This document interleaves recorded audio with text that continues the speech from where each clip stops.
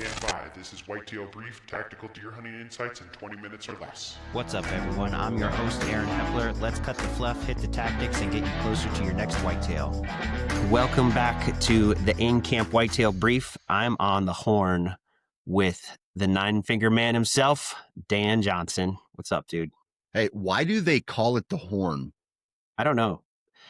There's all those old people phrases, like my grandfather would be like, "What are you watching on the boob tube?" Yeah. I don't know. I didn't see no boobs. Yeah, I was like, what are you watching on TV, man? Yeah. My grandparents, here's two that stood out for me. One was, I'm tired. I'm going to go take a nap on the Davenport. What's a Davenport, Grandpa? It's a couch. It's the same as a couch, but they called it a Davenport. And I think that I don't know why, but maybe couches were manufactured in Davenport, Iowa. I don't know. I don't know, man. It's kind of funny because he said all kinds, like he'd always be, well, we have no bananas. And I'm like, referring to what? Like, yeah. The other one is Afghan. Like, hey, hand me that Afghan. Yeah. Like, what's an Afghan? Oh, it's a blanket. Well, why didn't you just say blanket? Well, there's even crossover because my dad does it with all kinds of stuff. Like he'll be like, give me that Rapala out of the box. And I'm like, you mean the jerk bait? Yeah. I'm like, well, that one's by Strike King. Which one do you want? It's like Kleenex, right? Like the Kleenex is there's everything's a Kleenex, even though it's not actually the Kleenex brand. I got you. Sorry to derail, but that's what I like talking about. I love when they get like this, man. It makes the conversation fun. Absolutely. So these briefs I told you are kind of straight to the point. They're kind of strategy. I always kind of steer away from like the how to and what are you doing kind of thing for the main show, because that's kind of the time where people get to know people and learn like a comprehensive thing about whatever the guest is. But yep. I know that you love October, but I remember back to your like early days with Mark Kenyon and Wired to Hunt. You guys love talking about a rutcation, right? Yes. And that's what I brought you on to talk about, because I've been thinking for a couple months of like, oh, who would be good guests for this typical thing. I'm trying to keep this like localized and stuff, but you and I have kind of hit it off over the last couple months and had some good conversations, and I thought you'd be a great guest to have for this because you really got the rut thing dialed in, man. So typically, what does rutcation for Dan Johnson look like? When does it start? Yeah. How do you plan it? So the rutcation is old school Dan Johnson, right? I mean, let's talk about what rutcation means. It's the working man's opportunity to get out into the woods, right? Yeah. I am #blessed now that I can go hunt in theory whenever I want. Yeah. I put too much on my plate every fall now with coaching. Like here's a perfect example. When this comes out, I'm now giving up. Let me back up a second. Yep. Old school Dan Johnson doesn't give a shit what's going on. Old school Dan Johnson is going hunting, right? Wedding, I'm going hunting. All right. Birthday party, going hunting. Party bus, I'm going hunting. Football game, you get the drift, right? Now, today's day and age, I've never done this before, dude. I'm giving up November 2nd and November 8th. I'll say it again, November 2nd and November 8th to go coach a wrestling tournament. Yeah. Okay. How many deer have you killed on those dates? Yeah, right. I mean, I have no idea. Throughout the course of my years, quite a bit, probably. You know what I mean? Yep. And so like my interest is now, I know I'm probably going to get that one opportunity at a big buck at some point throughout the time that I'm going to dedicate. Right. And so for me, rutcation means juggling paid vacation, PTO, right? Whether you're a factory guy or you're sitting in a cubicle, whatever the case is, we all have a certain amount of time that we can allocate. And for the working man, it's even multiplied by not only the kids and the family, but the amount of actual time that you can get away from your job. Yep. Okay. And so I think you said that this was going to be launching on November 6th. Yep. Right. And so basically what rutcation means to me is me juggling my paid vacation and holding on to it as long as I possibly can so that I can dedicate. For me, I was able to dedicate an entire week, 5 days when back in the day when I was doing this, 5 days in a row of vacation that I could put towards bow hunting the rut. Yeah. Yeah, and that's the perfect explanation of the rutcation, because that's really what it looks like for most guys. Yep. I'm in the category of #blessed too, and we talked Right. about that, where I have the opportunity to kind of take random ETO days and get a lot of time off in a month. But Yep. if you're not in that scenario, this is a really good time of year to take that time. But you do have, like you said, it is a fine balance of making sure that you have time for your family and your kids and things that really matter in the long run. Because Right. ultimately, we can buy ground meat at the grocery store. Yep. This is also our fun too, 100%. Yep. So how do your plans differ now from the regular working man? Now it's well, I'll say this. It's family man now, right? I mean, I own my own businesses and I'm able to shift my time wherever I need to use it, if that makes sense, right? And so for me, I like the first week of November for the reason of there's the misconception that the rut starts November 1st on the calendar. Like it is the rut, right? It's the rut. November 1st means deer going bananas for the next 2 weeks. That's not the case, especially on the farms that I hunt. My favorite time to get out into the woods is at the beginning of that. When the bucks are ready to breed, they're going crazy. The scent is in the air, but the does are not ready yet. If I can find those windows, then I'm going into my best spots the first 5-6 days of November. There's nothing that's going to keep me out of the woods other than as I get older, it's rain. Like I'm not sitting in the rain anymore. I don't give a shit. Like I'm not going to get wet, right? I'll hold out. I'll wait another day, right? I have nothing to worry about because I have the entire month of November if I need it. Yeah. Okay. And that's where I'm at in my life. Like I can go home and go to work. I can be with a family. I'll drive the hour and a half, 2 hours to get back home. And then I'll turn around and get back to the farm when the places that I have the ability to hunt. If there's an event that I need to be close to home for, I'll just go hunt some public. I'll putz around on some public here, maybe shoot a doe, whatever the case is, just to be home. But then there's also the expectation that I set with my family. That is, you've known me for this many years. You know, this is what I do on this time frame. And I'll be in the woods, right? Yeah. Handle 2 weeks a year, 3 weeks a year. I go on a Western hunt, and then I dedicate as much time as I need to get the job done in Iowa. Right. Yeah. Yep. So I know that everything's taken care of at home. I know that this time frame, you said this is launching on the 6th. So I'm focusing on doe groups. That's pretty much just a period at the end of the sentence. Yeah. Right. Sign in the rut. Great, dude. Oh, look at that big rub. Look at that big scrape. That's great. But where are the does?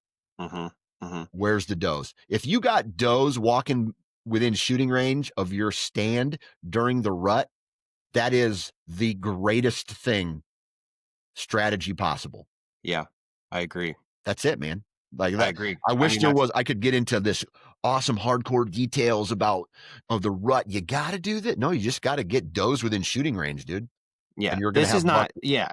It's not that early season, find the bed, hunt him 5 minutes before he gets up kind of thing. Like the simple answer is you're right. Is find the does, find where they want to be. Yep.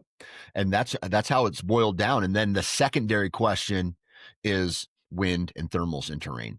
Right. Yeah, to keep you bulletproof. So when you're talking about sign, what sign during the rut is important to you? Let's say you are like, okay, if I'm focusing on does, rubs and scrapes probably aren't it. So what kind of sign matters to you during the rut? Well, what we have to remember here is all of it matters, Mm-hmm. right? And where are you going to find the rubs and the scrapes? Where the does are at, right? Like, it's great that there's a giant rub in the middle of the timber, but why is it there? It's probably there because it's a great terrain feature to hunt. Or there's does that are coming by it all the time throughout the course of the day. But for me, it all is revolves around the does. Where there's doe bedding, guess what there also is? Scrapes. Where there is good terrain, guess what there also is? Scrapes and rubs. Yeah. Like, all of these things connect. And sign, like, okay, let's say pre-rut. Let's go back a week, and let's say November or October 27th, 8th, 9th, up to Halloween. I'm walking into the timber and I get this eerie feeling, and I'm like, oh, something is here. Boom, big scrape. I'm setting up over that scrape. Okay. But if I am, and I'll fall short of that terrain feature, but now it's November 6th, 7th, 8th, and so on, and we're getting into the breeding cycle. I don't really give a shit about rubs and scrapes. It's there. It's there. But again, I'm finding the terrain feature where the does are moving through or slowing down. My favorite on the afternoon hunt is a staging area, someplace that's where there's good edge before a destination food source.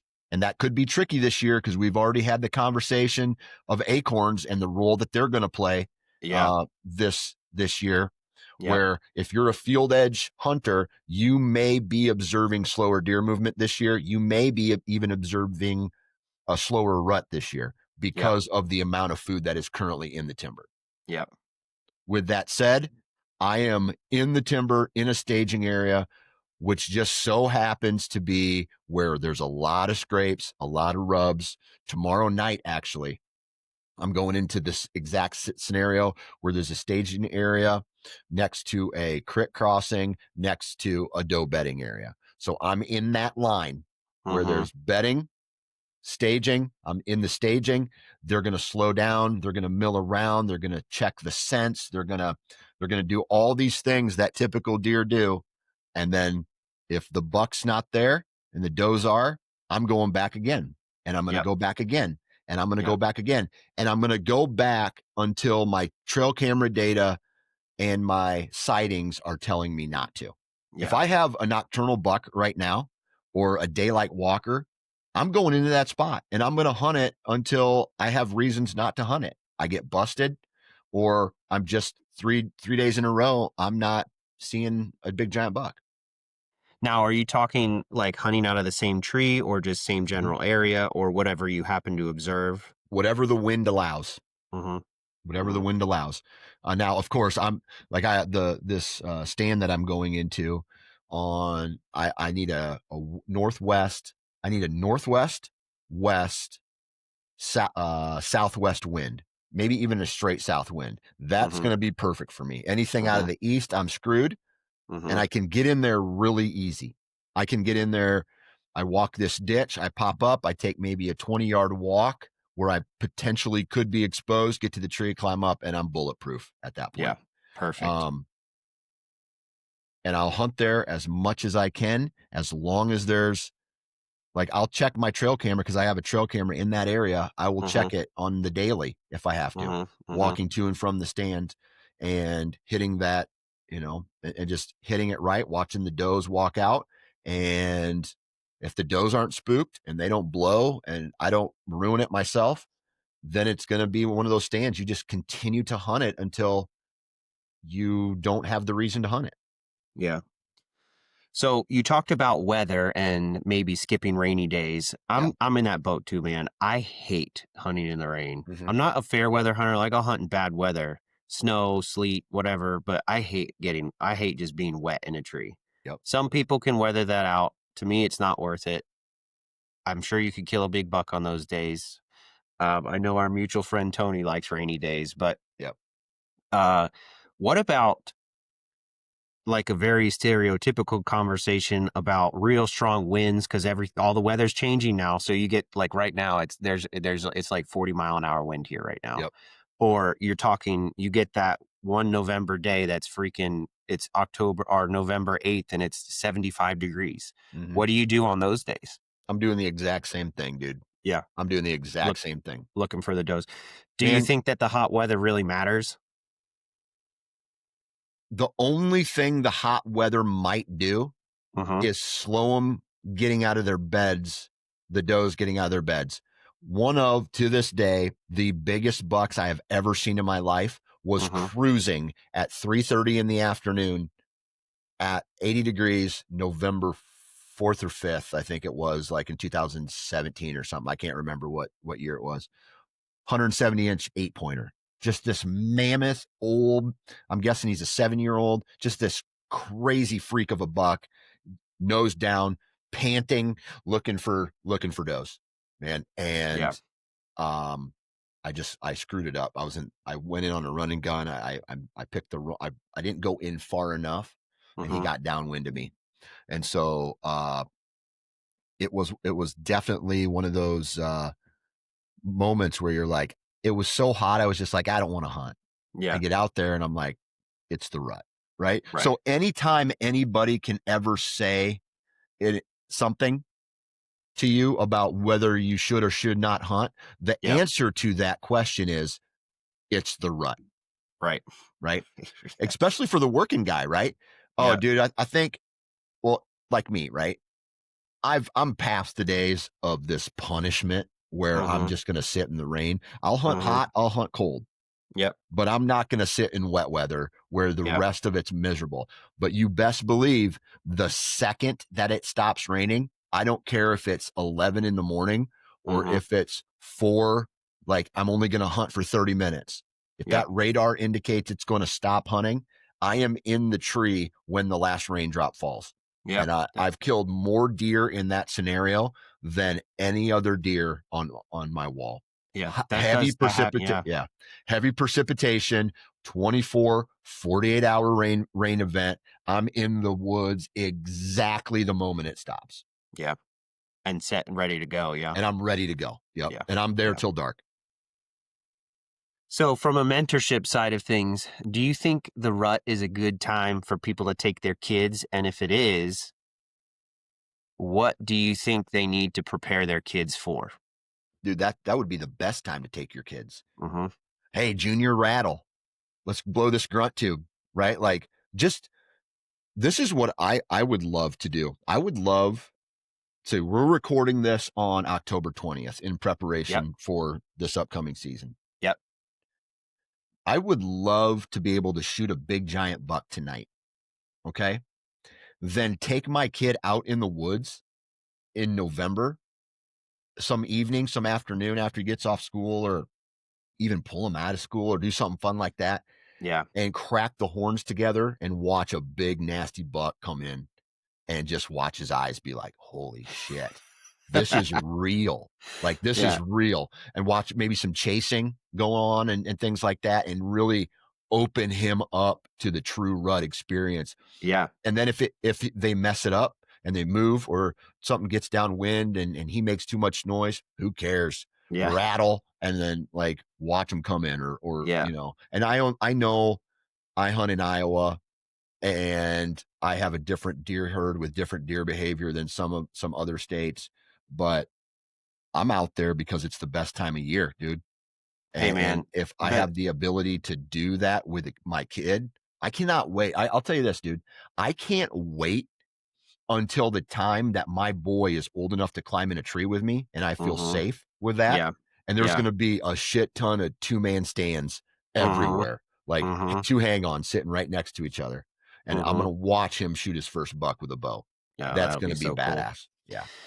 I think it is like that exposure is awesome because there's a real good chance for them to see a lot of deer and really like hook them in.